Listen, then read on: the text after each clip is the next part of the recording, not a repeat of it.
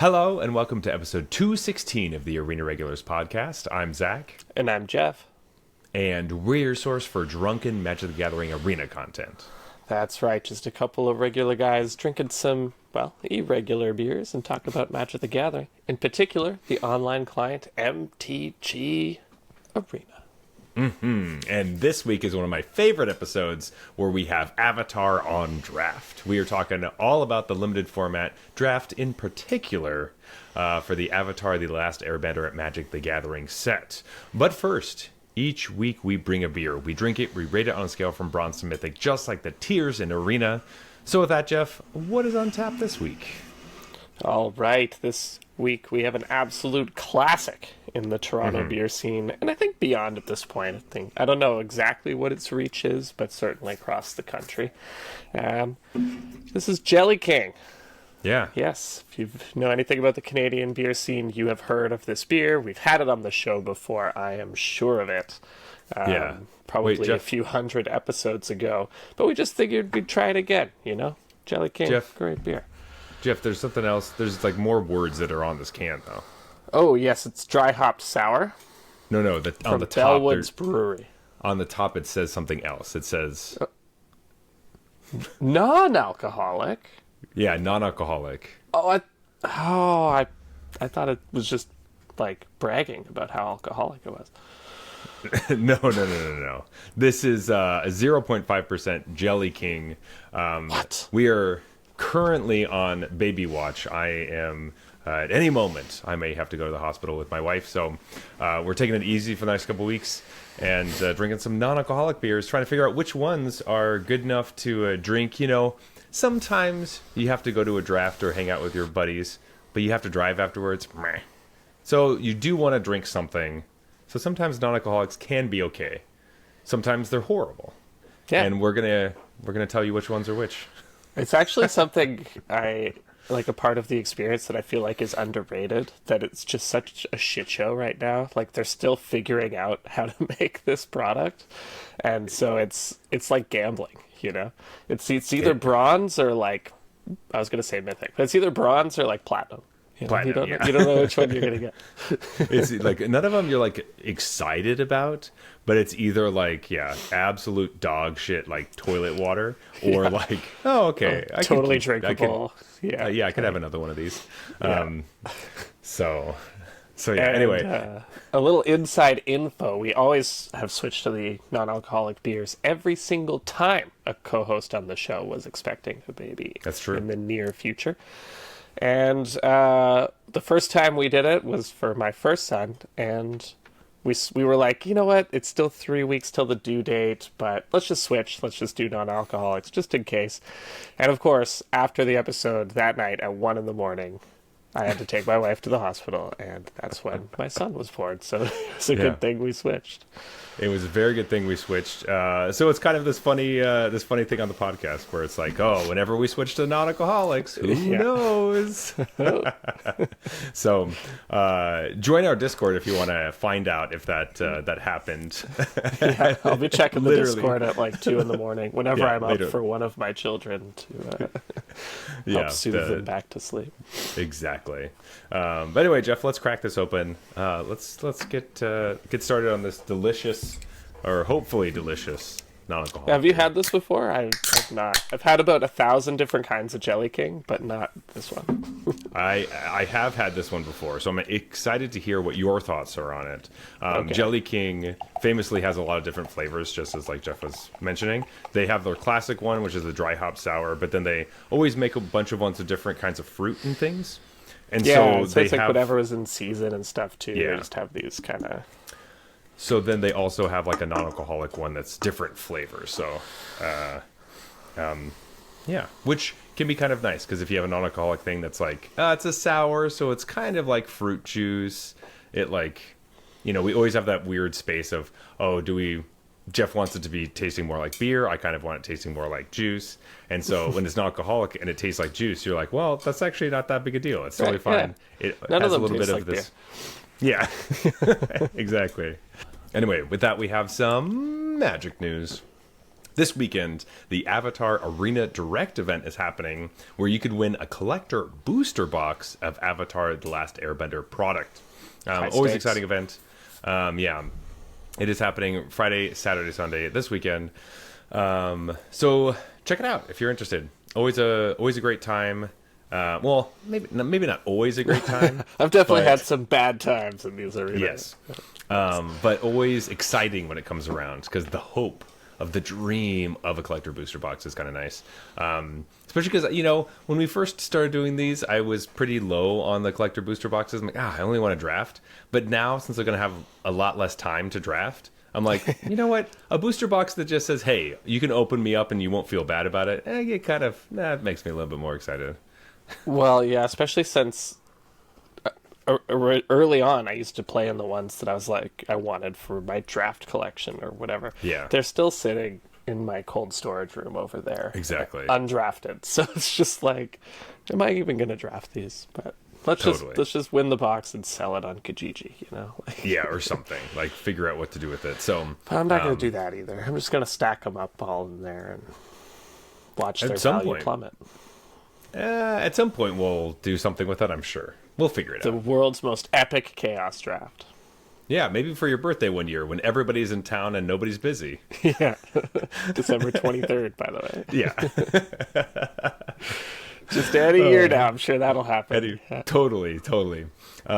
Anyway, also next weekend is the World Championship of Magic. It's the 31st one. And it's going to be December 5th to the 8th, where the top players from all the Pro Tours, all the Magic events this year, are duking out for like $1,000 in prizes. They're playing Draft, Avatar the Last Airbender. They're playing Standard. It's always a good time. And we often like playing a little bit of a fantasy Magic World Championship. Pick some of the best players, see who can pick the best ones. Who's gonna win? That's a good time. I'm undefeated, so yeah, I'm pretty sure Jeff wins every year. Anyway, so if you're interested in doing that, I think we'll get something together. We'll throw it in our Discord, and we'll probably talk about it next week if Baby is still not here. Yeah. But yeah. Anyway, Jeff, Avatar: The Last Airbender draft. How are your drafts going? What's been going on? They're going fairly well. I kind of can keep falling into the same sort of decks over and over again. Mm-hmm. But I will say that the past few drafts, I've noticed a shift.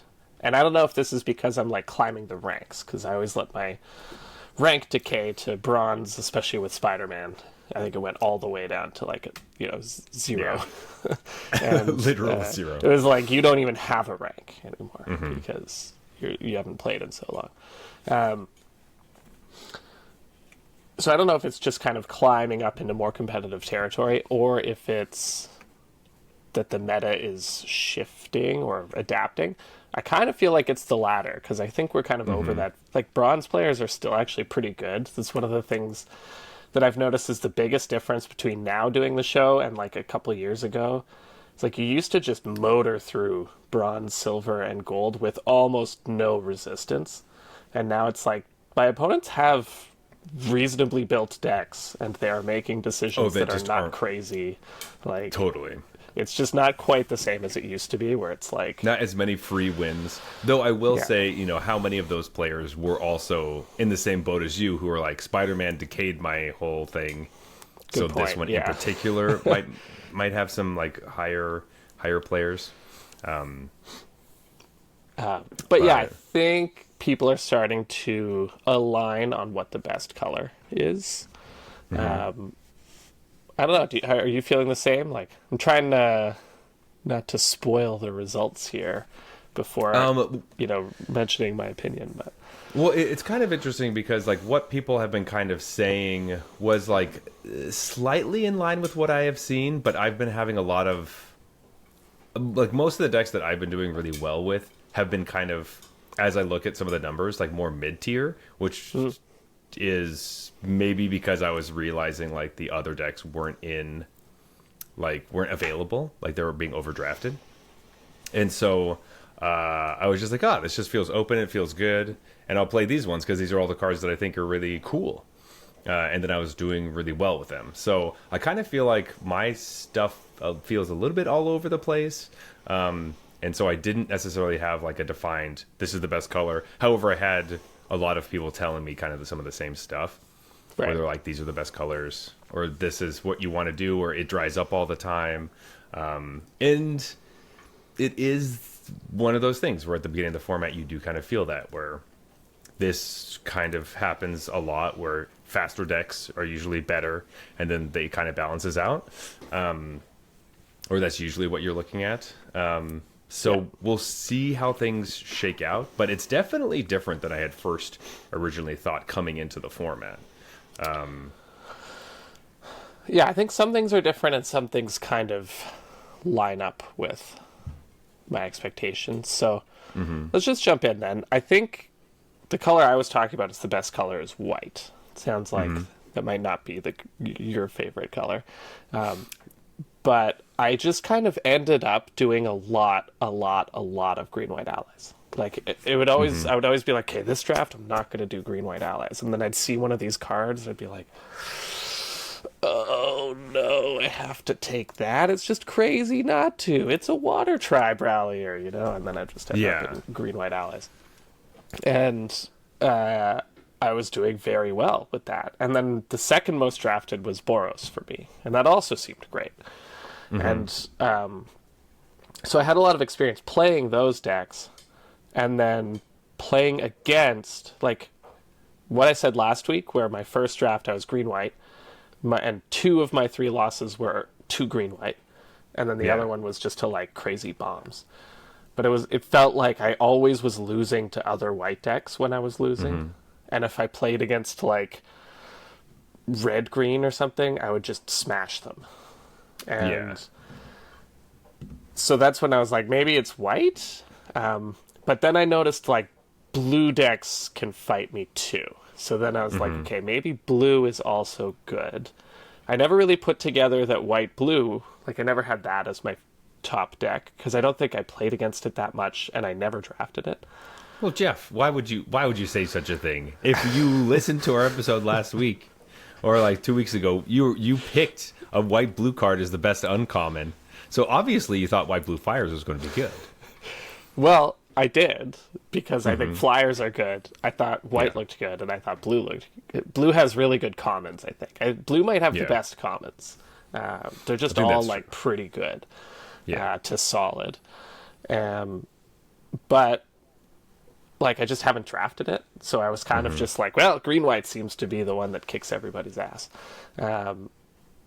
But I think I would have picked, like, white is the best color, blue is the second best color, but white-green is the best deck, I think, is, like, where I was kind of at mentally.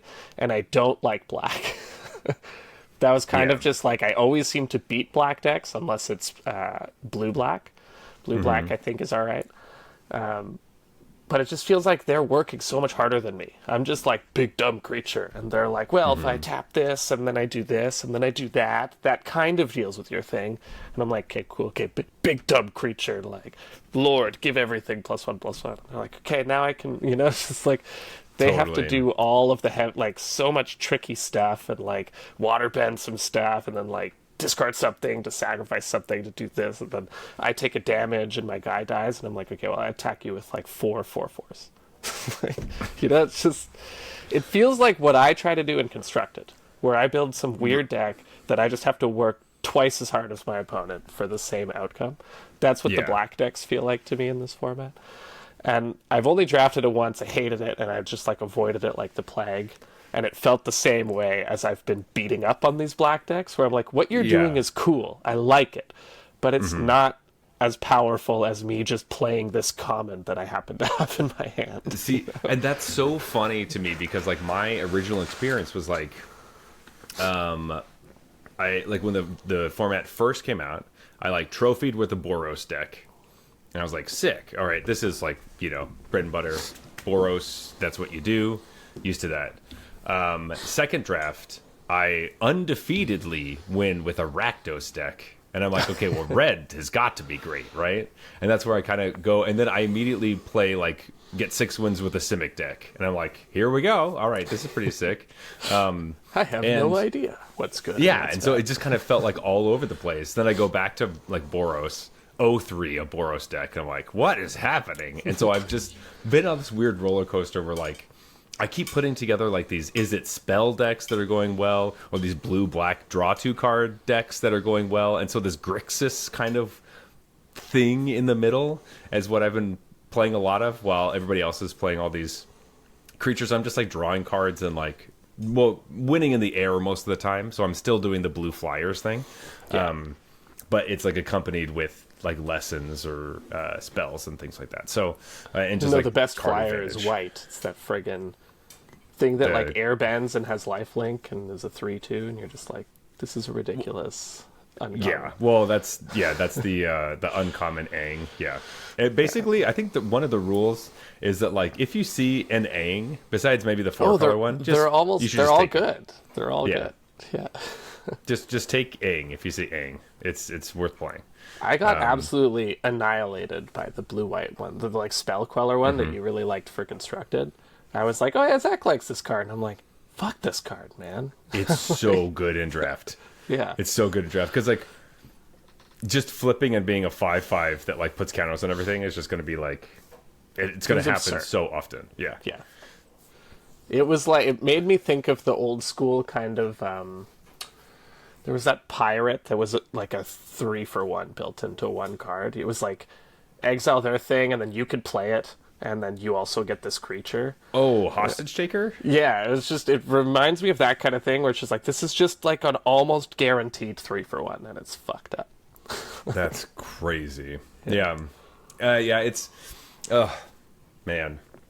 So anyway, looking at these numbers have been very eye-opening, I think, for I think me. these Since numbers, I felt... I'm surprised a little bit. Like the top are the white decks, which I would have guessed. Black is not as crappy as I was thinking, I guess, based because it's pretty like it's not in the top 3, but it's pretty spread out otherwise. Always, my boy Rakdos, always the worst deck in the format. Gotta love that. But If honestly, Rakdos has this problem of like it's never faster than it feels like it's never faster than Boros. It's like it can't it's be always faster like than Boros. but it's a turn or two slower, and you have to work harder. Like you have to sack stuff, or you have to like to get some sort of advantage. And they are never printing active treason effects at common with I know. like really good common. Just give me active treason at common once. Just one It's time. just because like every time they put it active treason at common, Rakdos becomes the best deck, and you're like, oh great. Like remember, just I'm make pretty it sure 5 mana. Like just make it suck. I guess that's true. They could make it like very expensive, but like usually we get like a 4 mana uncommon one, and you're like, It's always 4 mana uncommon, and like there's some upside, right? It's like of like make a treasure or whatever like the get theme a of clue. the set is. Yeah. It does a crappy version of that as well. And like you never want to put it in your deck, but you lose to it whenever it's like the most Classic. opportune time for them to play it. Yeah. Like this just sucks. But yeah. so I think that Rakdos will Black Red is kind the of worst just deck in stay the down there. format at least like 60% of the time. It's always like Black Red or Black Green, one of those two. It's gonna be the worst deck in the format, yes. and very rarely the best. And if it's the part of the thing is, if Black Red is ever the best deck in the format, people complain like crazy. It's insufferable. It's Yeah. well, like I remember, what was that set? The Dungeons and Dragons Adventures in the Forgotten Realms set. Yeah, That Rakdos was the best deck, but Yeah. it was because it made It's like all the dice treasures. rolling. Oh yeah, it was treasure. That's what it was. Yeah, it just like inherently just made a bunch of treasures, got to ramp out whatever There it was wanted. so much value. Yeah, and Yeah. you could splash anything you wanted in your Rakdos deck because of all the treasure generation. Yeah, exactly. And so that you didn't have to be green to splash, and all your cards were aggressive. And I don't remember if there was actually a common active treason, but I feel like it might have been the perfect storm of all the stuff you want for Rakdos to be great was happening. But people hated But yeah, that, and so it's never going to happen again. I don't know if never is the right case, but maybe they'll put it in a special. Like it would be nice if Rakdos was one of the best. Like it should have been one of the best decks in Outlaws of Thunder Junction because it's like the villain set. Yeah, But right. instead of the villains being one of the best things, it was like all the I don't know big green creatures of the desert, which I guess kind of makes sense. That was an Abzan set, though, if memory serves. It was an Abzan, yeah, for sure. So sorry. Anyway, This one, to me, I think of it kind of, I don't know, like, it's not really one of the 3-color sets where there's a shard is the best. I think white and blue are maybe the best, but then it's not like between green, black, and red. I think depending which you pair with white and which you pair with blue are all, like, reasonable and just different decks kind of thing. You know what I mean? Like, maybe like it's green white might be a good deck, but green blue is not a good deck, kind of thing. So you can't say it's a banned format. I guess is what I'm trying to say. Yeah, absolutely. Yeah, where there's like one of the pieces is just like falls out. Similarly to like it's not really the middle isn't really Grixis because like you want to play blue black or blue red, but red black is not good. I'd like to see how it like continues to shake out, but I was pretty surprised that like green feels to be very much on the bottom half of the like groupings where we really see Golgari, Gruul, and Simic at the bottom while we have green white at the top. Because I was thinking that like earthbending stuff was going to be inherently just really strong. So like I just going into the format I was thinking green was going to be awesome because earthbending in general is just something that you'll be happy to be doing as long as it's attached to another spell. So it's like earthbending lesson, like the actual card that's just called earthbending lesson, is bad because it's just a lesson that just makes a 4/4 for 4. But like any of the other cards that like enter and make a 2/2 or enter and make a 1/1 or whatever, it's like a 2/2 and a 2/2 or anything like that. I was like, these all seem really solid, and then you don't lose your land, so I like this. I don't know if that just means that the downside of having your lands as creatures where you don't feel like you can keep playing on curve is an issue, or like am I valuing like earthbended creatures as too much of a creature because they're like tapped a lot of the time. I'm not really sure.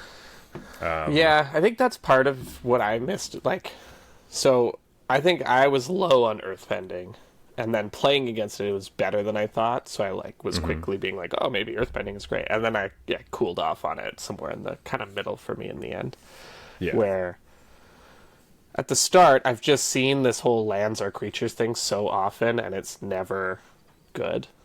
Like it's never as good as you think it is.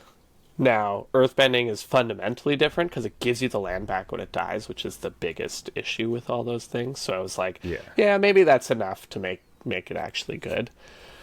And then I'm kind of, medium on it in the end, where I'm just like, it's better than those old, like, turn your land into a creature spells that we've seen before that were terrible. But I think there is just something fundamentally, like, it's not as good as a creature, and a big part of it, I think, is that a lot of the time it is tapped the turn you play it. Like, it's a creature that ETB Almost is tapped, kind of thing.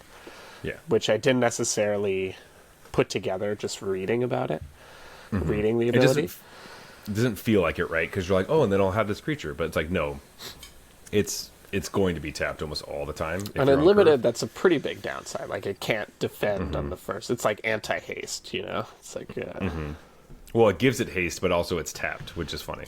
Right. And so you do have the whole kind of thing where you can play off curve to give your stuff haste.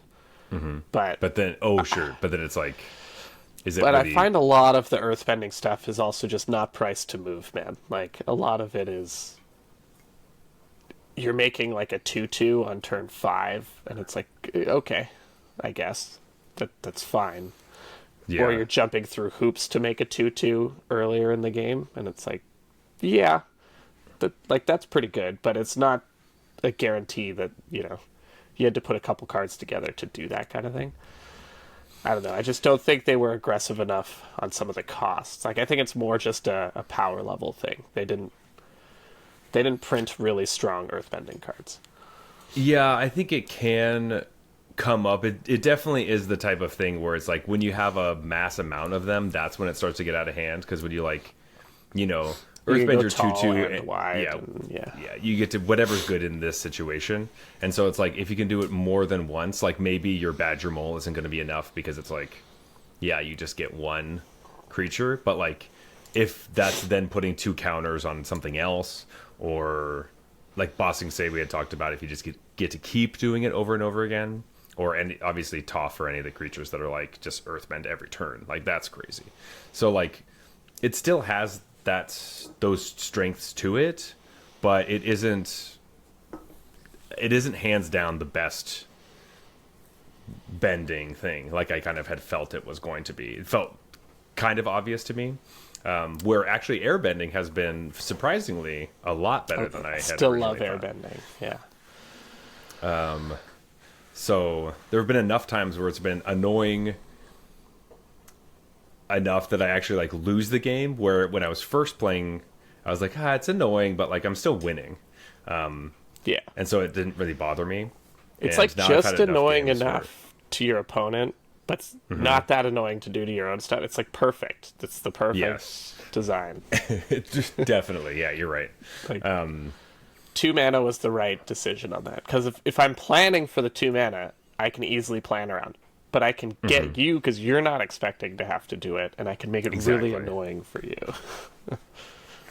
Yeah. So, and obviously making your own decisions of like, which, I mean, a lot of people are playing ETB creatures, so like not wanting to airbend those ones, but then sometimes you get in the sticky spot where you have to do that kind of stuff. So that's what I didn't really like about it, but it has been performing a lot better, which we can also see white has been obviously doing quite well. So that's the airbending color.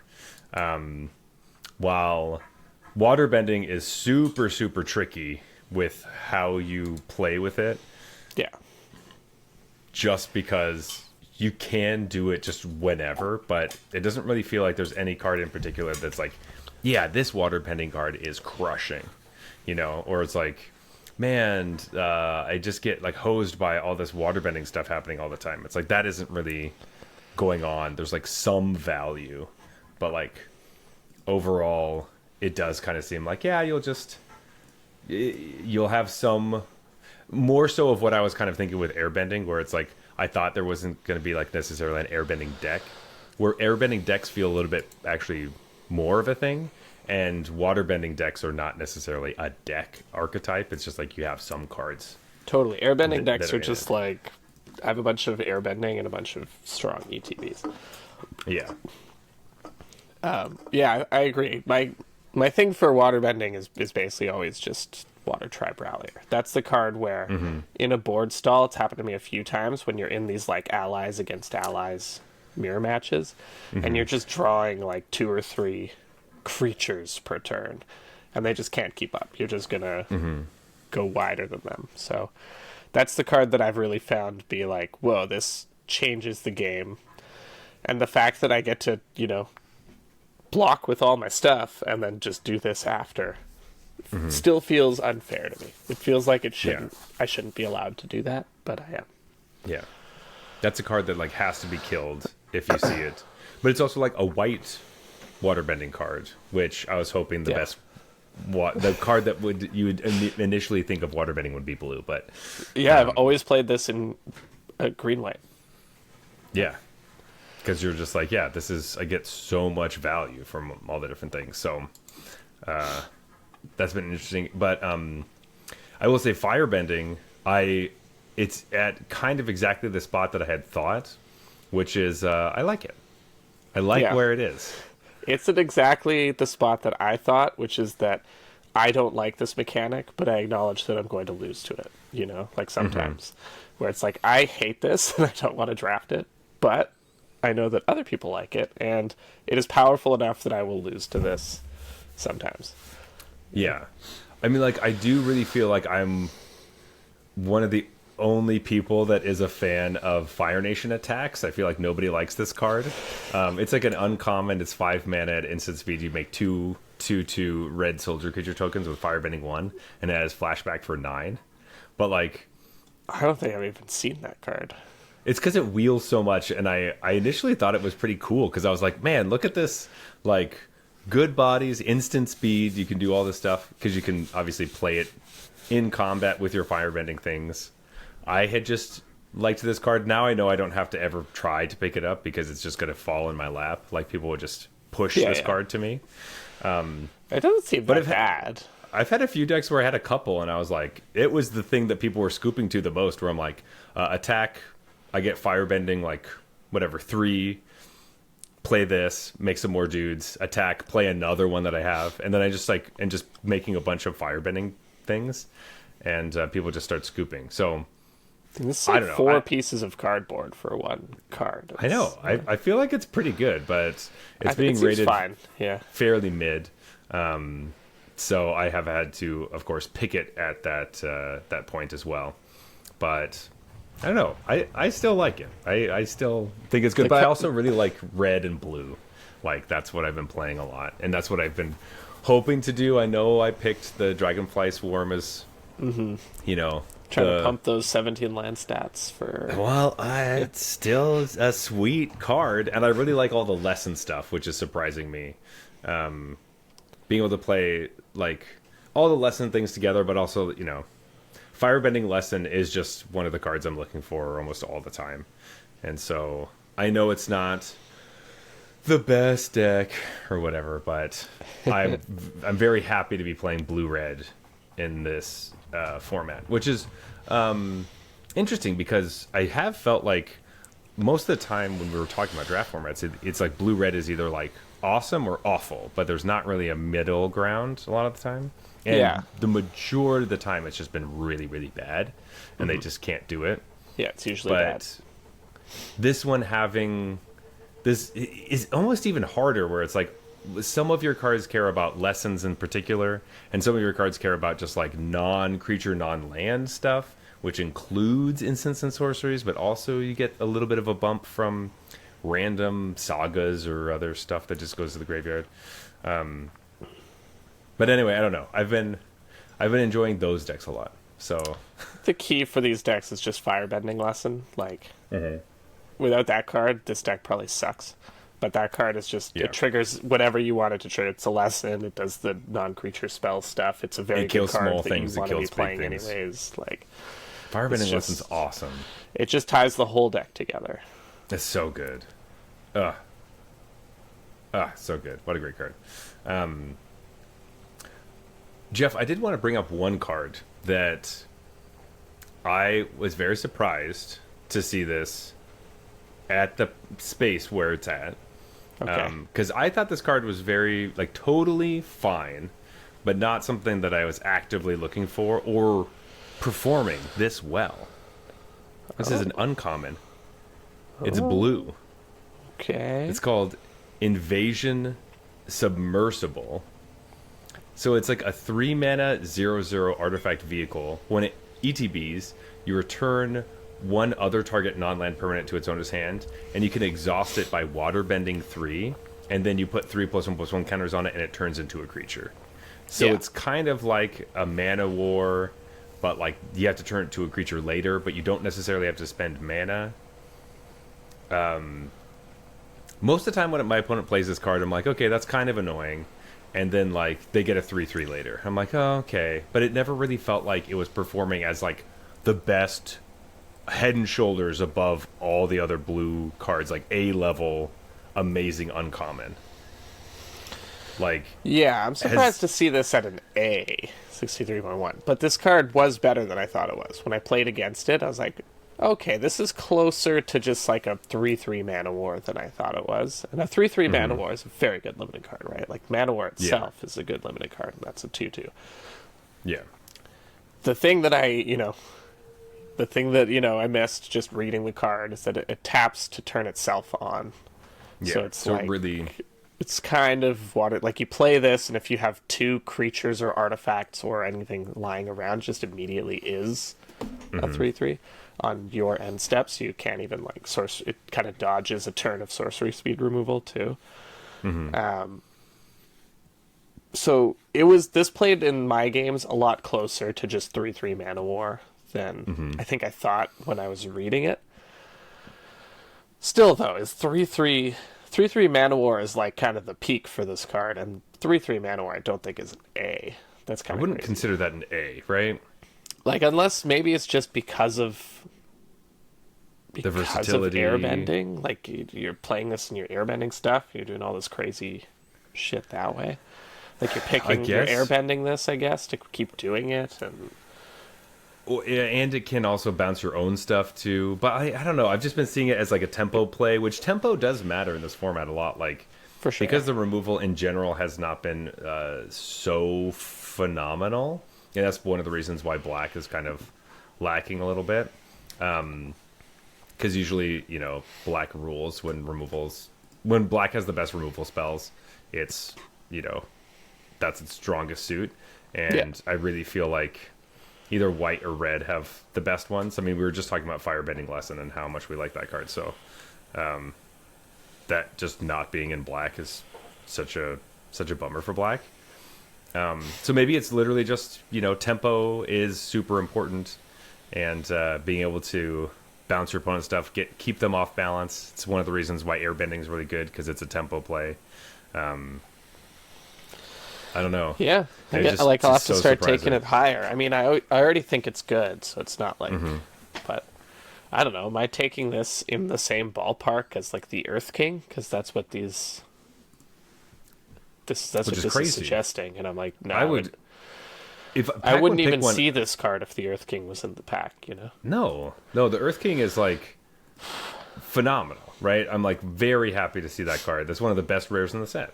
And so the fact that this is trying to get into that space, like it would, like you said, invisible if some of these other rares are up there. So it's just so surprising to see it's like right next to like Raven Eagle, which, I mean, I really like Raven Eagle. I just had a deck list that had 2 of them, and it was awesome. 2, nice. I mean, I've never played with or against it, but it obviously seems awesome in limited. Yeah, just like a 3-mana 2/3 that like makes a bunch of clues all the time, and then when you draw your second card, you drain until you're hitting them every turn for like 3, basically. And even if this didn't do it on attacks, I'd be like, that's a great card. It's a 3-mana 2/3 flyer that makes a clue, like when it TBs. Totally fine. And then there's like 3 other, you know, bonuses on top of that. So. Exactly.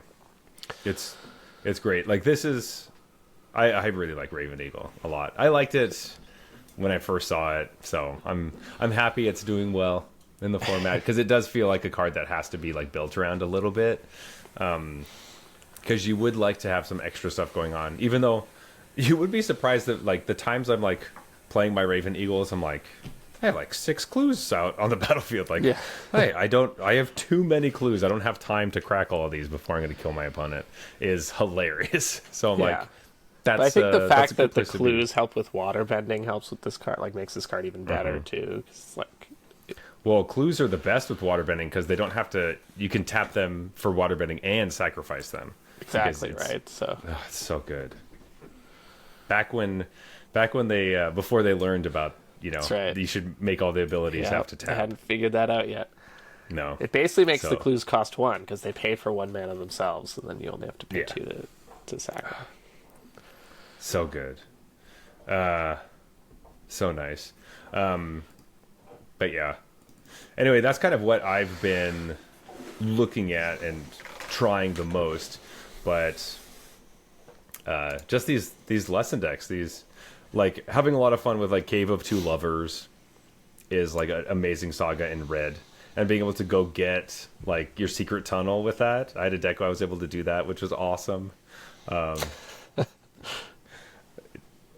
That was great. I mean, Cave of Two Lovers is a lot of value for a single card. So much. I don't know. What is this, like 3 creatures and a land, like, for 4 mana? It's a little ridiculous. Yeah. It's fantastic.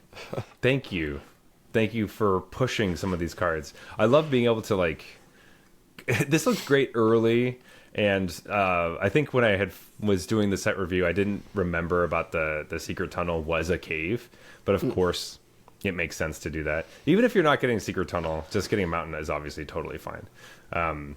But when you do get to make this card reads just like 4 mana, make 2 1/1s and an unblockable 3/3. You're Crazy. like, yeah. Secret Tunnel's the perfect card. Tells a I did story wanna- too, you know. That's the tunnel yeah. they took to get to this secret cave of theirs. It's the tunnel that they built. They learned how to earthbend from the badger moles, and then they built these caves that were hard to find. Like you couldn't figure out how to get through them unless you were with your loved one or searching for love, because then there's like these crystals that like light up and help you get there. Which is in the art for Secret Tunnel. You can see the crystals. Anyway, sorry, that's more of like an Avatar episode thing, but yes. There's a whole song that goes with it. It's great. Yeah. Interesting. A song. Ooh. Yeah. But Jeff, I did want to point out something. Okay. So when we were picking some of our not worthless slots, I keep saying that, our pack zero pick ones, we're not going to go through all of those because obviously that's something for happy hour, right? That'll settle. Some of these Need will some time. change. Things will work it themselves out. But earlier I was talking about, like, you know, you had picked white blue as, or not white blue in particular, but you picked a white blue gold side post uncommon as your best one, and white blue is, you know, performing the best. You know, I didn't pick the right white blue sign. you didn't pick the right one, is what I was trying to bring up. Is that you picked Air Nomad Legacy, which is like performing at like a C, but it's like a Lord or an Anthem, I guess, in this color combination. But it's looking like Sokka, Lateral Strategist, which is, you know, it's white blue, but it's also all white or all blue. Yeah, So I it think that's works a in a big bunch of part of different it decks. because the nature of this format is like not just that white blue's the best deck, or at least at the moment, but I actually think white and blue are the best colors. And so the fact that this just goes in good white decks and goes in blue decks is what's kind of, and it's, you know, it's solid, but I think just on the card quality alone, it's not necessarily the best of these uncommons. But the fact that it goes in any of the decks in the strongest two colors is really doing a lot of Totally. heavy lifting on its. It looks like it's the second top one at the moment. Yeah. It's also like a 3 mana 2/4 Vigilance that if you attack with it, another creature, you draw a card. And you can draw multiple cards. This is better which than is- I thought, too. I've played with this card a lot. It's always kind of in my green-white decks. Yeah, and you're like, sick. Yeah. I'm not But thrilled. Like, I'm not like... Because normally I'm just trying to beat down, and it's like, this doesn't attack that well. It doesn't... yes. But a little it weak, does draw you maybe a card or two, usually. which is oftentimes enough. Like one card, and you're kind of happy, right? So, but I prefer the other guy personally in those decks, White Lotus Reinforcements. Oh yeah, the Lord, of course. Yeah, just like they're both kind of like 3 mana, 2 power Vigilance guys, and I always wish I drew the other one when I draw this guy. Of course. But hey, Sokka's has a higher win rate than White Lotus Reinforcements. It's true. It's true. So I had picked Dragonfly Swarm, which is, you know, top 4, top 5. So that's, you know, pretty good. It is the color combination I'm liking a lot. The Is It decks, the spells things, it is working together. But I, you know, just wanted to point out that when we had first talked about what some of the cards that we were interested in, one of the cards I named that I really wanted to pick but felt like I couldn't was Foggy Swamp Spirit Keeper, which is number 1. This is the blue-black card, another one of my favorite color combinations in this draft format.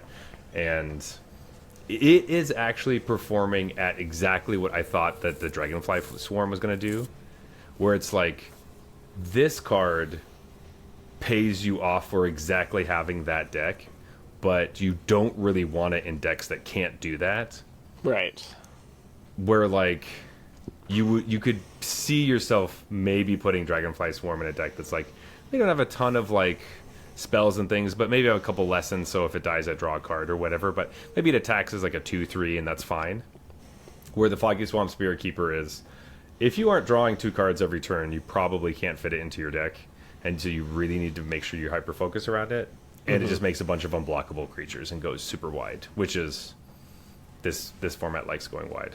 I mean, having unblockable creatures doesn't necessarily like the fact that you're going wide doesn't matter that much. But Yeah, you keep saying unblockable, but they also can't block. So, well, okay, yeah, there's that too. so one of the reasons to go wide is that it's hard to attack through a wide board. That's true. That's true. That's what I kind of meant, which is like. But don't worry, if your we have a creatures- 2/4 lifelink, so nobody's attacking you anyway. Exactly. You got your 2/4 lifelink. You got your unblockable creatures most of the time, unless It is a little just like WinCon on its own, right? It's like I'm gonna hold down the fort, and you guys just peck in there and Yeah, get her done. yeah, and then throw in a Raven Eagle or something, and then you're just drawing tons of cards. Yeah. Whoa, that Foggy Swamp Spirit Keeper was good when that Raven Eagle made 6 clues. Oh. No, it's definitely a good card. I haven't had the misfortune of running into it on the other side of the battlefield yet. So, I think I did Yeah. once, and I just immediately killed it. I was like, "He'll know." It But- must die, Yeah. which is true. You should probably kill him. Yeah. I did want to bring up one other thing. Okay. Is that Lay it on me.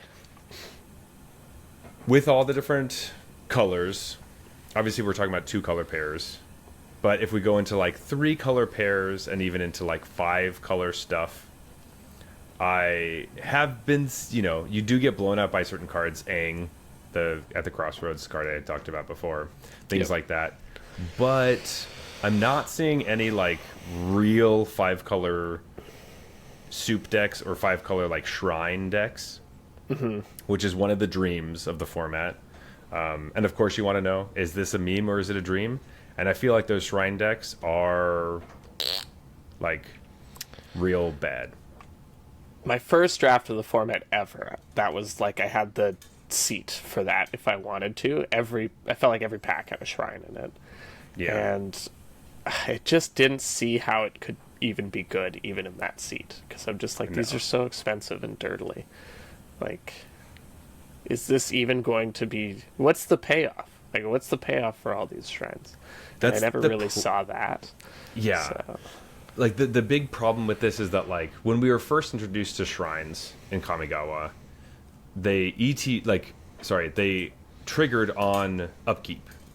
And so like you get incremental value turn after turn right. when you're doing that. All of these shrines only care about when they enter or when other shrines enter. And so you have to have a ton of shrines in your deck for any of them to do anything. And you have to, once you cast them, if you didn't win the game, why? What are you doing? Like, if you assemble all your shrines, you should win the game. But like, Right? if they But don't it's- win the game, then what are you even doing here? They're And it legendary. almost guarantees like the first few shrines you play are going to be shitty because it's just Yeah, like they're like, just absolutely they just do an garbage. ETB, they do that one thing, and they suck because they're your first shrine. I wonder if the idea is you're supposed to be airbending them or something. Like, okay, I have I guess the that- shrine early, and now I have a bunch of shrines. Now I airbend that one, And they only cost 2, I guess. But then that's just more cards that you're having to do stuff with.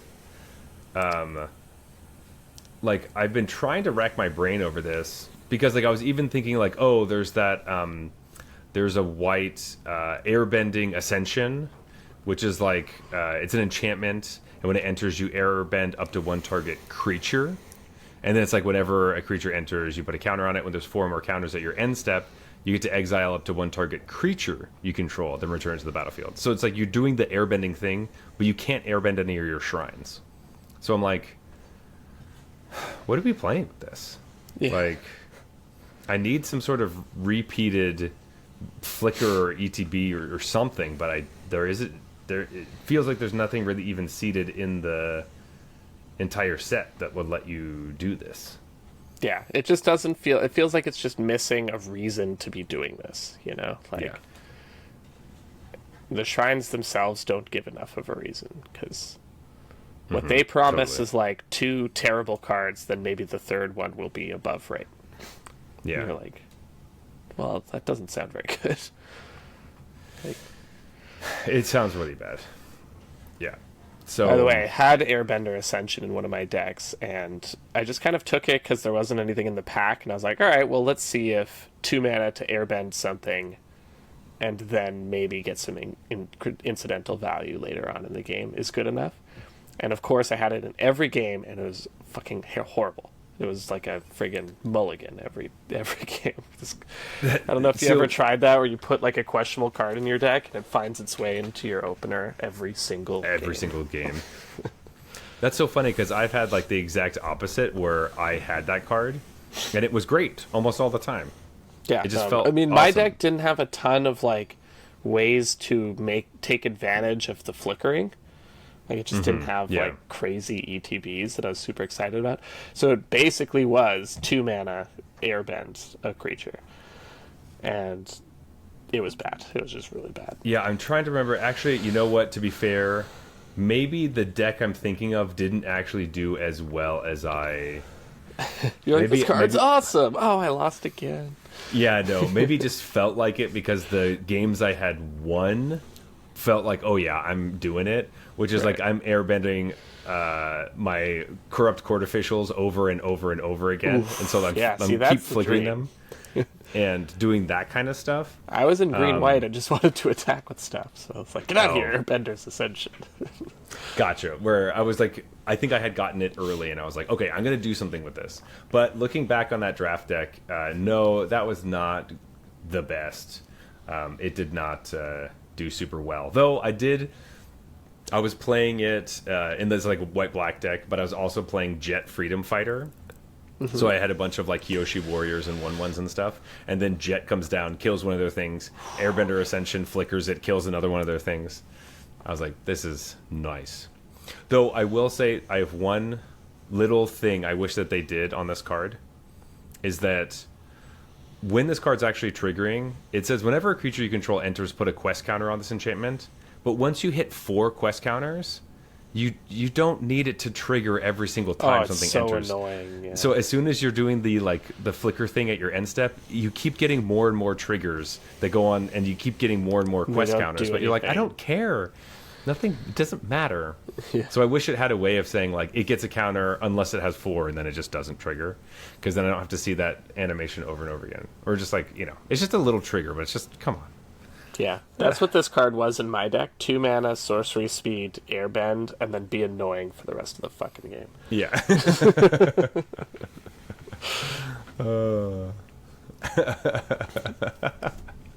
That's funny. Oh, man. So the thing I wanted to say, I sort of mentioned it off the top, but coming back to it now is, in the past few drafts, like, and again, I don't know if it's just happened to happen in these 2 drafts, or if it's because I'm a little higher rank, or if it's because there's a shift. But I started out in a fairly reasonable position for white. One of the drafts, like after pack 1, I had a bunch of strong white cards, and I was like, maybe I'm going to go mono white. I have all good white cards. Mm-hmm. And I saw literally 0 playable white in packs 2 and 3. Like, nothing. And so I was just like, how did this happen? I cut white as hard as possible. I passed nothing good in white. Pack 2 still got cut off. And then pack 3, the people who were passing me white like crazy in pack 1 had changed their minds. And so I actually ended up not even in white. I thought I was going to go mono white. And then I ended up like friggin', I think that one I ended up in like some disastrous blue-green deck, because I had all these white cards, and I was like, should I be white? I don't know. But it's shored up on me twice now, where I had what I thought was a pretty solid start, kind of feeling like I'm very likely to be white, and then literally just ghost town on white cards just for nothing. the next 2 packs. So think, people know that white is the best color, so might be a risk moving forward, that... to just, like, jump right into it and try. I mean, that is an interesting story, because our top decks are, like, white-blue and white-green.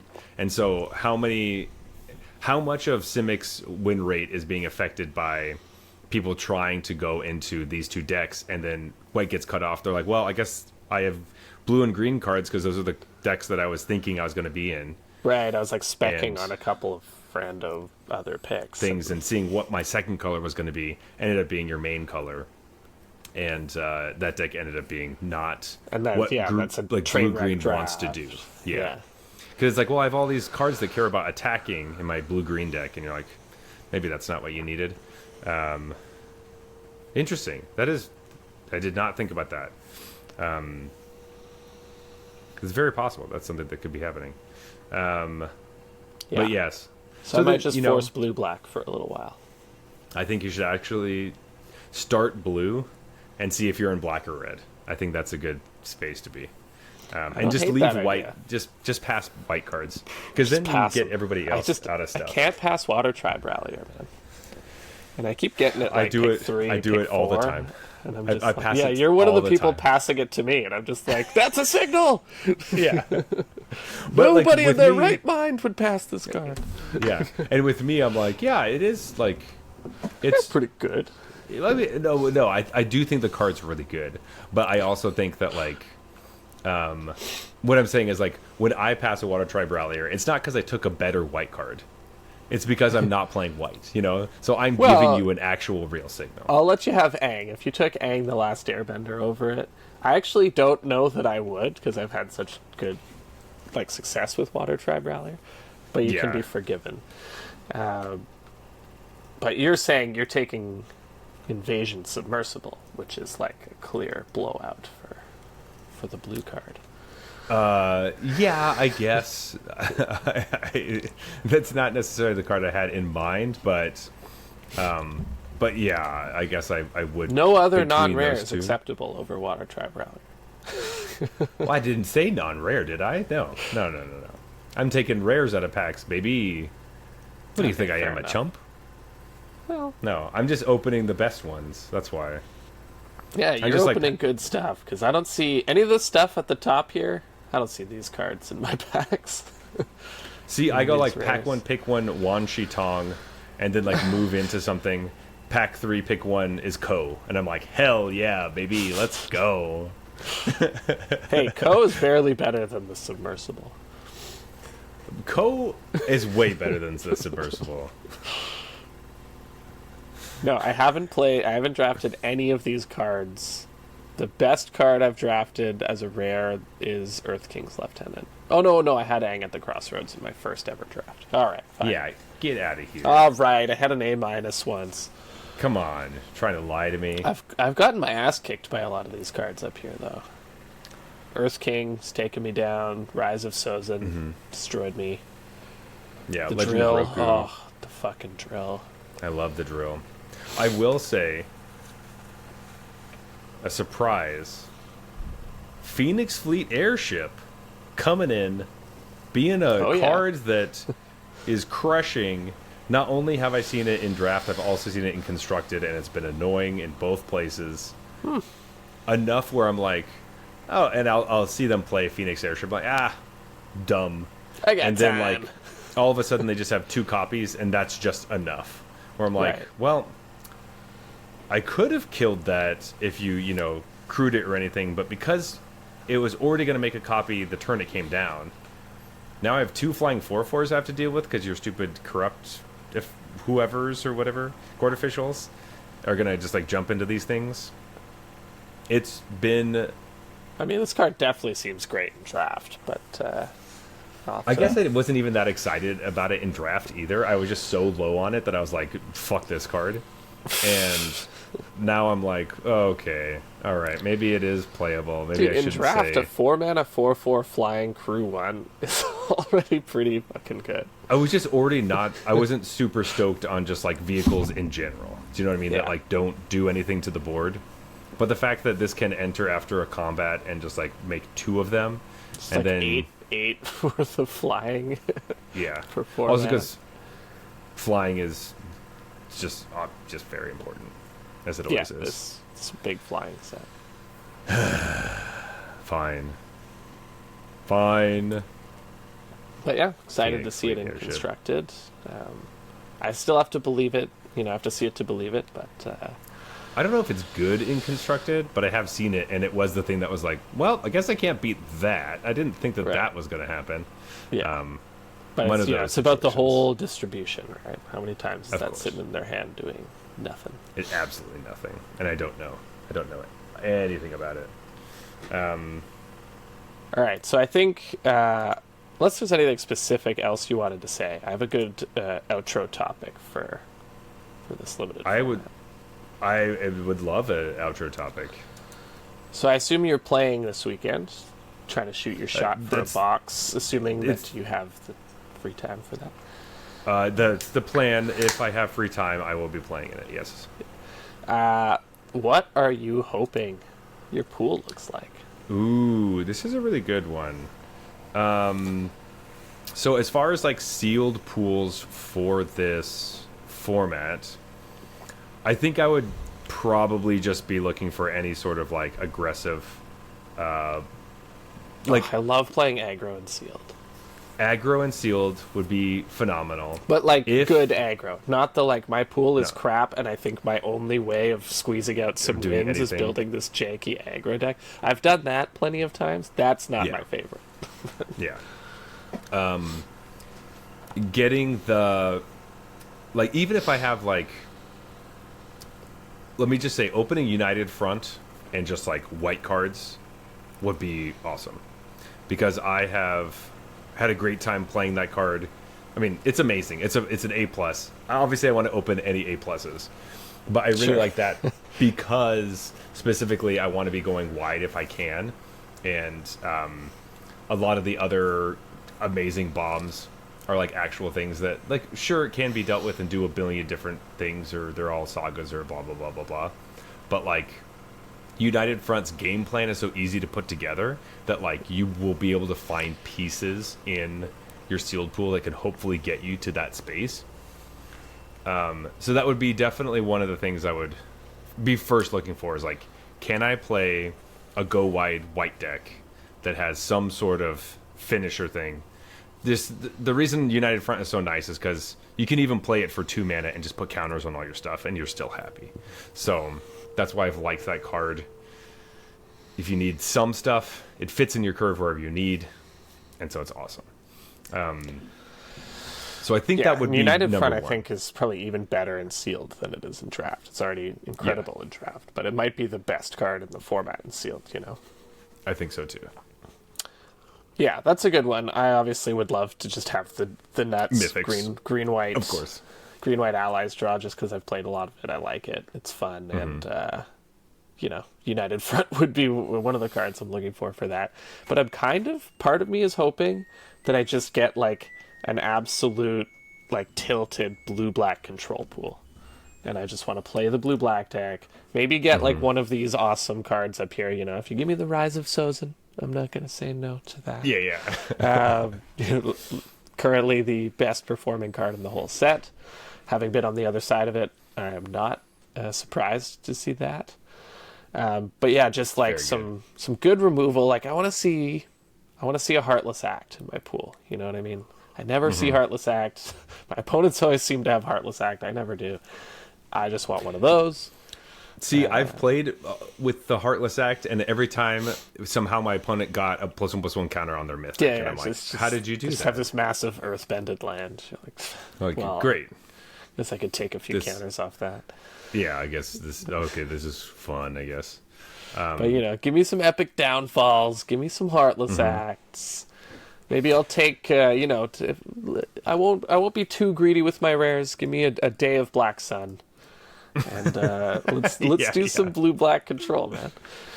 That's pretty interesting. It's so funny because like we're exactly the opposite. We're like in sealed. Yeah. I'm like, let's just have the most simple game plan that we can put together. I don't have all the pieces that I would hope to be able to put things together, so it's much easier to cobble together some sort of aggressive deck. Creature, and then you're creature attack.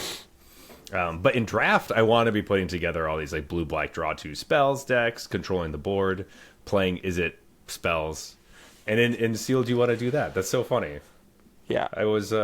I feel like if you just have like the nuts blue black pool, that's the easiest cruise through to 7 wins. You know, just like kill your big stuff, have my bombs. That is true. Where you're like, if they have anything going on with their deck, having tons of removal is great. I just hate those sealed pools where you're like, but where's my? I can't win the game. You're like, and I just die to your like 1/2 somehow. Like, how did that happen? Yeah, I that's hate always that my situation. sealed. My actual sealed pool is always like, well, I have 4 murders, but no other black cards I want to play. You know, And so you're like, I guess and my splash is this my secondary color? It's all double black. Like, yeah, it's like, what am I supposed to do? I guess what I'm really looking for in my sealed pool is like a lot of dual lands. That's another thing. It's either like a lot of like white cheap creatures that I can play, or I want give me a bunch of dual lands. the dual lands in this format are good too, because for sealed Yeah. especially, because they let you cash them in later for a card, Exactly. It's which huge. is huge in sealed. Yeah, especially if they're earthbended. I said that last week. The earthbend tricks. It's so nice. That's going to be even more of a thing in sealed, right? It's just a little slower, a little more about card advantage. Exactly. Maybe some of your like airbending tricks work a little bit better. Some of that stuff. Maybe you're interested if you have like a pretty heavy blue pool, making sure you get your water bending scroll in there so you can draw extra cards every turn. Yeah. Oof. So that does sound very nice. But I think I mean, I was going to say we're both agreeing we're not playing green, but that's not necessarily what we were saying. Yeah. No, man. If I'm playing green-white allies, I'm Yeah. there. It's happening. I kind of don't want to play red, to be honest. Like, unless you give me a bunch of firebending lessons and lightning strikes, then I'm just not as into the firebending as you are. But I like it. I like the firebending.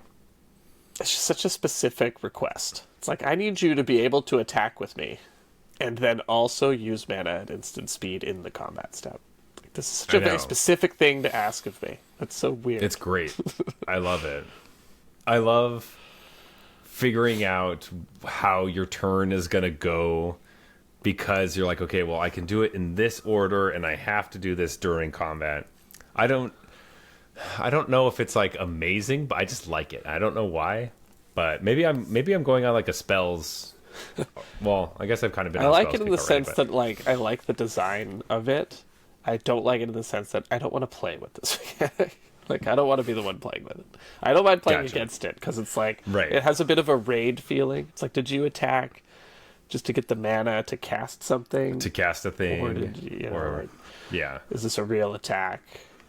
Do you have a real combat trick? What's going on over there? yeah.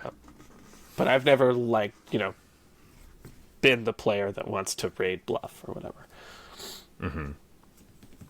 Yeah, I guess that's true. I do like that. I do enjoy that. Yeah. Your deck probably has like 10 combat tricks in it, and mine, almost never has more than one. Like, I don't play that many my combat average tricks. So number of combat tricks is like 0.5 in a red deck. I will say I like what we're doing with the red combat trick in the set, Cunning Maneuver, because it only costs 2 mana. It unfortunately doesn't give a keyword, but you get a clue back. It gives supposed to be +1, but getting a clue token when you cast it is kind of nice, because it also just feels like I'm attacking. I don't know really what's going to happen, but I can cash this in even if I'm not like winning a combat, just because I know I'm going to get a card back. I got 3 damage. It kind of feels like a lightning strike to the face that was free if I have some firebending. So Yeah, or you don't feel as bad using this to like trade with something, because you're like, totally, because it's you like, oh, I'll pump my power, so they trade now. It doesn't feel like you just got 2-for-1. It's maybe a little because mana at least inefficient, but or you feel okay using this as a burn spell, because then your fire bending 2 card that helps you cast this also cracks your clue next turn. there you go. Yeah, So- true. The clue is a lot easier to crack in firebending decks. So, Yeah. but yeah, Now, have I don't I- know, I'm kind of hoping it's not a red pool. I can see that. I understand. Even though we've talked about some of our favorite red cards, I do think those in particular, like Firebending Lesson is awesome, but that's because you're picking up as many of them as you can and crafting your best red deck, as opposed to Well, I got a lot of these red cards. Right. I Some have of a them are firebending absolute lesson trash. and then the lightning strike and like some Fire Yeah. Nation cadets and stuff. You're just like, ugh. And then I have 3 Price of Freedoms and like Yeah, every a time. mongoose lizard. And you're What's like, the all right. worst red card? That would be all up Yeah. in my pool. Redirect just lightning, that'd be my rare. A classic, yeah. So And a whole can bunch definitely of see this that. is the card. This is the card that would be totally my sealed pool would be full of them. Fire Nation Raider, there it is. The 3 and a red 4/2 with raid. When it enters, if you attack, create a clue token. yeah, I have just not like- played or seen that card. It's mediocre as it gets. A D minus. It's just like I see what you're doing here, but like 4/2 for 4 is just too bad. I have to attack with a 4/2 this late into the game to get anything to happen. I think this card stinks, and I would have like I think- 3 of these. This card looks like in the art it actually originally said like 4 mana 4/2 when it enters deal 2 damage to something if you raid. Yeah, That's what it looks like. And then I'd be more that'd be interested. that'd be a very different card.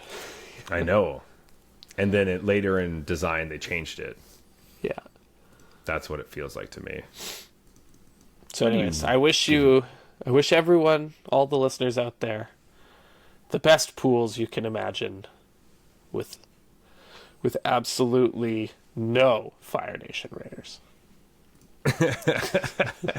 Yes, no Fire Nation Raiders, no like the mono red land, none of those like junky rares that you're gonna be so sad about. Yeah. And all of us will get collector booster boxes, and it will be a joyous occasion. We can post all our polls on the Discord channel, and it'll be great. It's gonna be an Perfect. amazing weekend. I can't wait. Cannot wait. Well, Jeff, are you ready to go to last call? I am just about to finish All my right. beer. Nice. I did have another one, so I have been plowing through one. Just a bit. But we're going to be talking about the non-alcoholic Jelly King Dry Hop Sour, 0.5%. As always, we rate our beers on a scale from bronze to mythic, just like the tiers in Arena. However, this has nothing to do with what tier you are in currently. It's just a fun way to rate beers. So don't feel bad when we say that bronze beers are trash. They're horrible. You spit them on the ground, you pour them out. They're disgusting. Yuck. Silver beers they're either boring or just plain bad. Gold beers are fine, but you wouldn't really drink them again. Platinum, totally solid. You would drink it again. Diamond beers are exceptional. You like these a lot, and you show them off to your friends. Mythic, these are the best of the best. These are, what's the best card of the set? Rise of Sozins of the beer world. So, Jeff, the regular Jelly King, when we did it on the show, was a mythic beer. Mm-hmm. Does this measure up to that mythic status?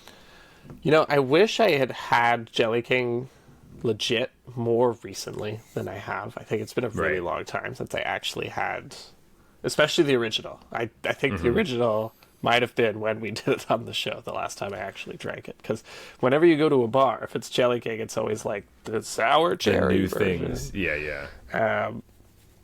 So it would have been cool to have it side by side. I just didn't really think of that. This beer is not mythic, but No. it's pretty good. It feels like thin to me. Like that's why I really wish I had the other Jelly King next to it, because this feels like, So, like- there's no body to this almost at all. Classic And- non-alcoholic beer. And it's not that like sour or fruity either. And I think in my head, Jelly King has a little more kind of that sour punch to it than this. But it's kind of tasty. It's like light and refreshing. It doesn't Yeah. really make me think of what I remember Jelly King being like, but it's fine. It's like Yeah. very drinkable. Yeah, I mean, that's a huge thing with these non-alcoholics is like, can I actually drink it? It doesn't make me like immediately have alarm bells saying this isn't real, this isn't real. Right, I'm not like And it- wincing or recoiling, because Yeah. there's some of them have this like really fake yeast flavor that That's just so gross, and I don't understand why. they add don't it in, presumably to Yeah. make it taste more like beer, but I find that just like that's that alarm bell thing that you just mentioned. Exactly. When I taste that flavor, I'm like, oh, they did that thing. I hate it. It's so gross. Yeah, exactly. So like it doesn't have any of that stuff going on. It's not trying to be some sort of lager or whatever. It's just being able to, I mean, they also have like a bunch of flavors that, you know, dry hopping something and the sourness to it. You get a lot of that stuff, and I'm sure it just like covers up everything else that all these Right. other like non-alcoholic lagers are trying to, like, they don't have those crutches. So I think Bellwoods might just be lucky in that sense, but I think it's also like a good idea, and this one tastes pretty good.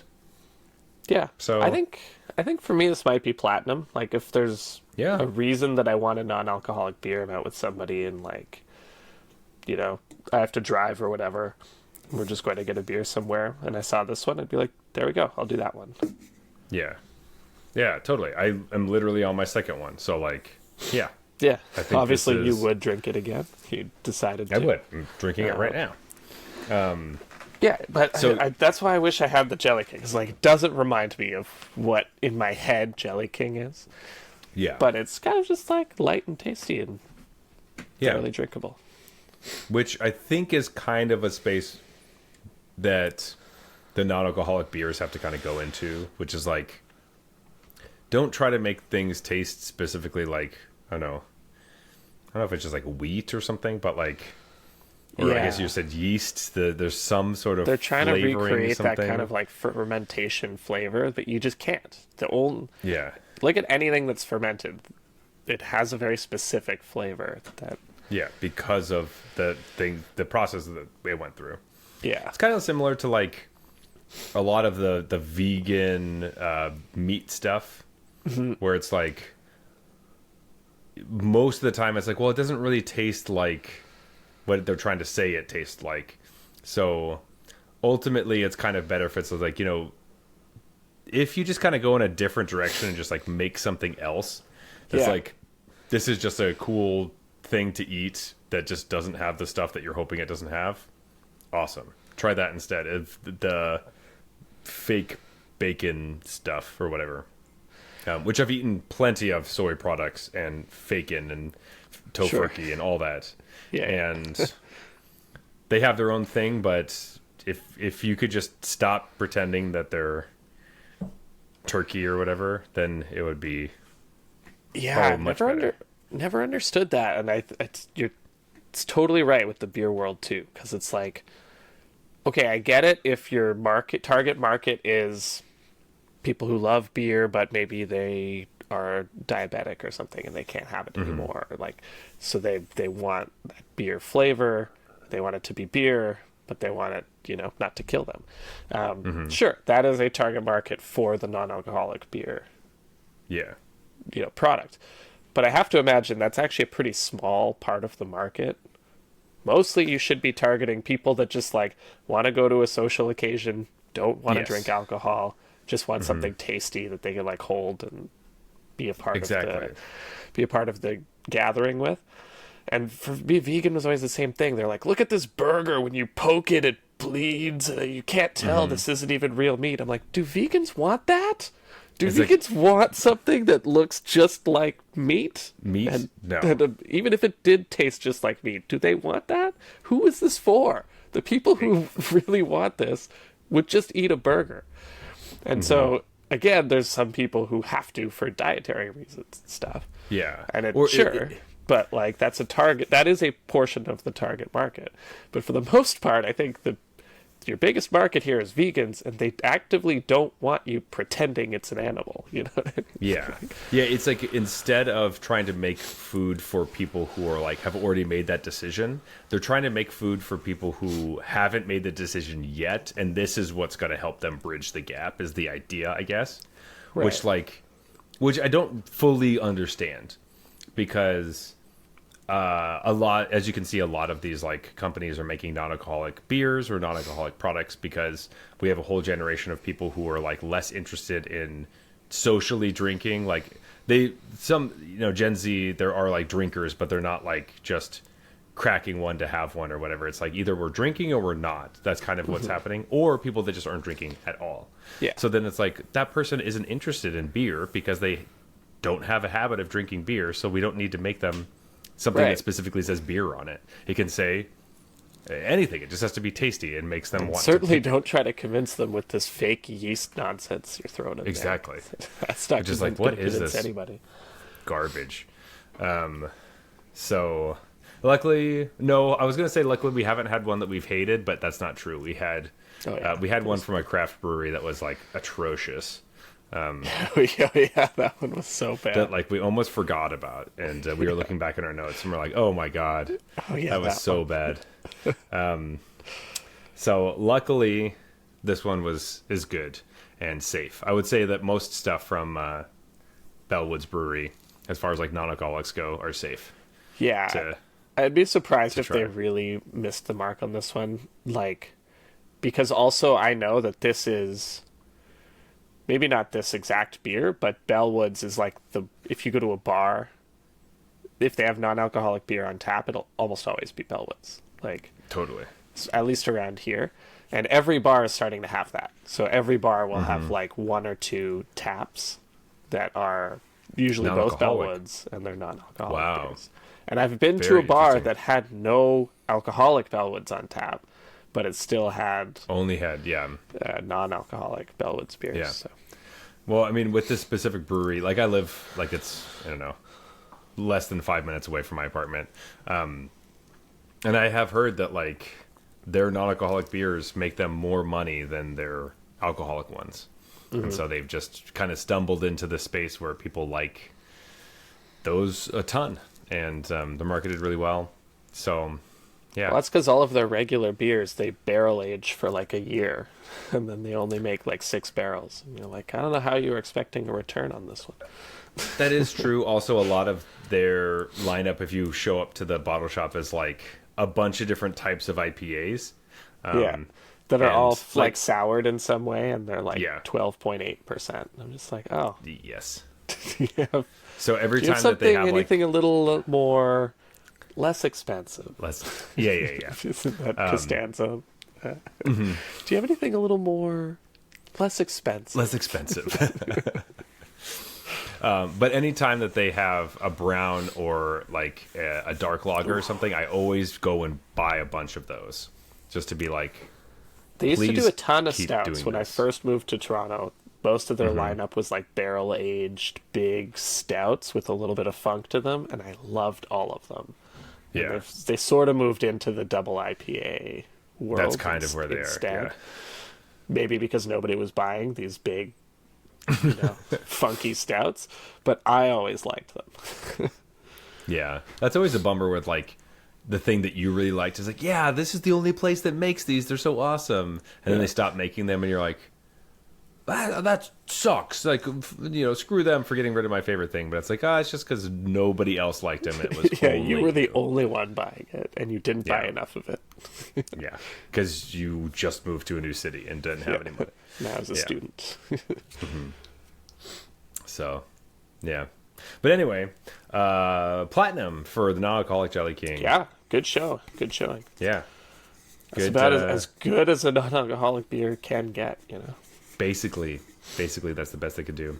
But anyway, folks, if you want to tell us what you think about different beers, alcoholic or non-alcoholic, you can find us always at Arena Regulars on Instagram and Blue Sky. May also find us on Arena itself with the username Arena Regulars Podcast. If you want to talk to me personally, you can find me at @theregular_Zach. I'm on Instagram and TikTok, as well as YouTube and Twitch. But Jeff, where can they find you?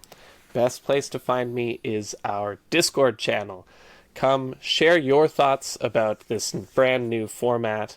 Like Zach said, post your opens from the booster box that you're definitely going to win. We want to see Yes. those. Share any standard decks you're playing. It's a great little community. We chat about all these things. It's a lot of fun. And best of all, once a month, we do a Arena Peasant Cube Draft. So close to Yes. saying Popper. And I was like, wait, is that right? peasant, which means commons and uncommons are allowed. You can use up those common and uncommon wildcards, just crafting stuff from the cube. But you won't have to use any rares or mythics. And it's a really well-designed cube, always being updated, and it's super fun. Yeah.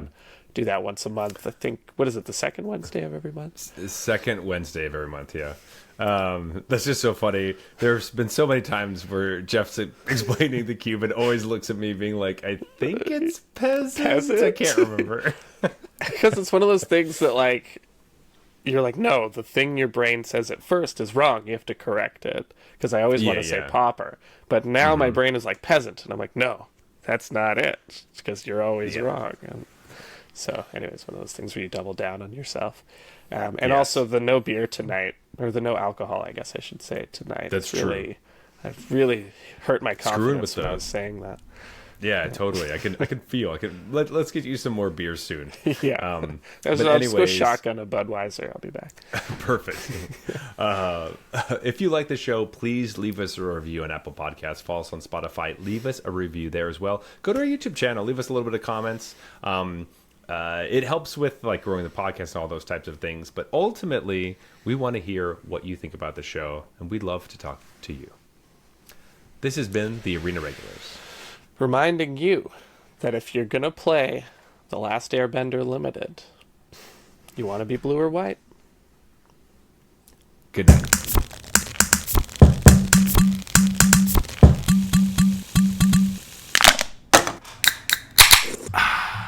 All right, that's fine.